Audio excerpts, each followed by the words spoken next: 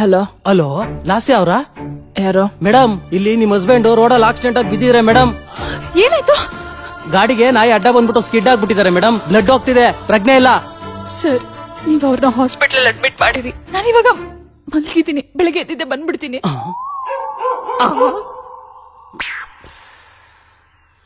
ನಿಮ್ ಹೆಸರೇನಂದ್ರಿ? ಪುಣ್ಯವಂತ ಸರ್. ಯಾವ ಪಾಪ್ ನನ್ ಮಗ ನಿನ್ಗೆ ಪುಣ್ಯವಂತ ಅಂತ ಹೆಸರಿಕ್ಕಿದ್ದು ಲೈ? ತಲೆ ಕೆಟ್ ಕೆರಾಡ್ದಾಯ್ತು ಹೋಗ್.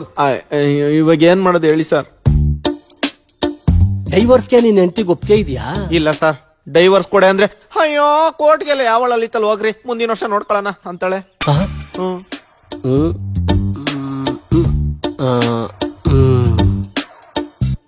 ಒಂದ್ ಕೆಲ್ಸ ಮಾಡು,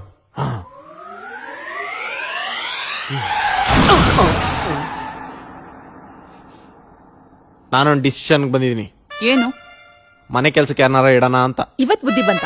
ಇದನ್ ಮೊದ್ಲೇ ಮಾಡ್ಬೋದಿತ್ತು ತಾನೆ? ಲೇಟ್ ಆಗಿ ಹೊಳಿತು. ಯಾವಾಗ? ನಾಳೆಯಿಂದ ಬರ್ತಾರಾ? ಇಲ್ಲ, ಆಲ್ರೆಡಿ ಬಂದಿದ್ದಾರೆ. Diana madam, please come in.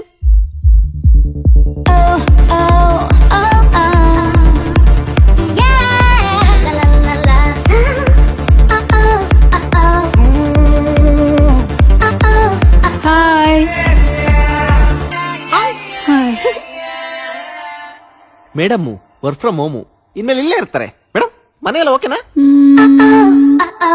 Okay fine. ಮನೆ ಕೆಲ್ಸದೊಳು ಮನೆ ಹಾಳು ಮಾಡೋ ಎಲ್ಲ ಲಕ್ಷಣಗಳು ಕಾಣಿಸ್ತಿದೆ. ಪುಣ್ಯ, ಮನೆ ಕೆಲ್ಸದವ್ರು ಏನ್ ಬೇಡ, ಇನ್ಮೇಲೆ ಎಲ್ಲಾ ಕೆಲ್ಸನೂ ನಾನೇ ಮಾಡ್ಕೋತೀನಿ. ಹಾಸ್ಯ ಮಾಡ್ಬೇಡ, ಸುಮ್ನೆ ಟೆನ್ಷನ್ ಯಾಕೆ, ಜಾಲಿಯಾಗಿರು. ಇಲ್ಲ ಪುಣ್ಯ, ಪಕ್ಕ ನಾನೇ ಮಾಡ್ಕೋತೀನಿ. ಪಕ್ಕ. ಒಂದ್ ತಿಂಗಳು ಮಾಡಿ ತೋರ್ಸು, ಆಮೇಲೆ ತೆಗ್ದಾಕ್ತೀನಿ. ಹೆಂಗಿದೆ ಗುನ್ನೀಸು? ಮೇಡಮ್, ನನ್ನ ವೈಫ್ ರೂಮ್ ಅಲಾಟ್ ಮಾಡಿರ್ತೀನಿ, ಅಲ್ಲೇ ಗೋಡಂಬಿ ದ್ರಾಕ್ಷಿ ಎಲ್ಲ ತಿನ್ಕೊಂಡು ಆರಾಮಾಗಿ ಕೆಲಸ ಮಾಡ್ಕೊಂಡಿರಿ.